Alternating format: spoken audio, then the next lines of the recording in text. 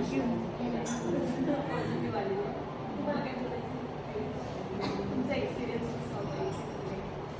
आम्हाला एक सगळ्या लोकांनी भरपूर सपोर्ट केला आणि प्लस तुम्ही सगळ्या समजावून सांगितलं त्याबद्दल धन्यवाद आणि आमचा रिझल्ट पॉझिटिव्ह आला. धन्यवाद.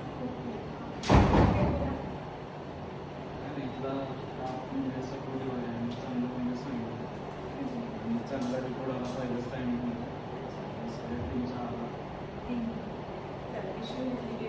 थँक्यू.